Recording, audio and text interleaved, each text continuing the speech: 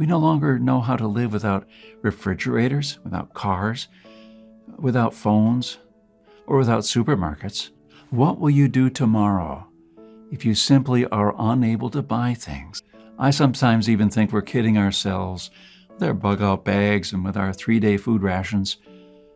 Wouldn't we be better off looking at what the pioneers took with them when they traveled from Independence, Missouri, all the way to Oregon City? Game meat was unreliable even then, so don't think that they made this 5-month journey counting only on that. If your life depended on this, what bug-out bag would you take with you? I know I would stick with what the pioneer had with him. He had to travel weeks on end without much help, while taking cover from some native tribes at the same time. And this is just a small, tiny example. I don't want to see our forefathers' knowledge disappear into the darkness of time.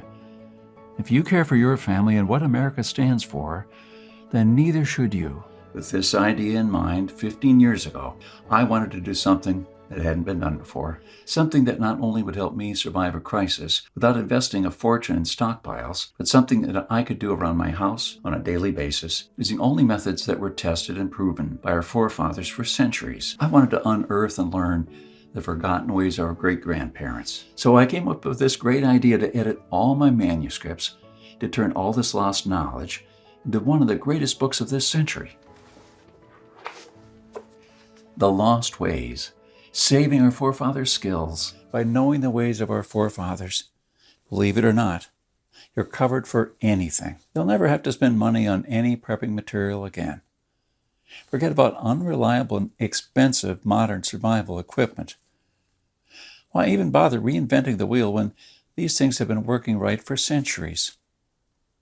The Lost Ways prepares you to deal with worst-case scenarios with a minimum amount of resources, just like our forefathers lived their lives, totally independent from electricity, cars, and modern technology whatsoever. Which means you'll be able to be bulletproof against the ever-increasing threat of electromagnetic pulse, a powerful economic breakdown, famines, and natural disasters. You'll have the power to protect and save your family, even to rebuild your community during the worst of times. And the best part is, you don't need to wait for a disaster to happen. The self-reliance our great-grandparents had will help you save hundreds of dollars every month, starting from day one. At the same time, get to take part in doing something great, saving our forefathers' lost skills. Now, I consider that I've done my part. All you need to do is make sure to hand this knowledge over when it's time to. Take full advantage of it until then. Click on the button below and secure your copy. Well, this presentation is still running. Our grandfathers and great-grandfathers were the last generation to practice the basic things that we call survival skills now. Our grandparents didn't pass these skills on to us in our bloodstream, and neither will you to your children or your nieces and nephews. Why try to reinvent what they did, and did very well for centuries? There are only a few moments in life when you can really do something big. This is one of them.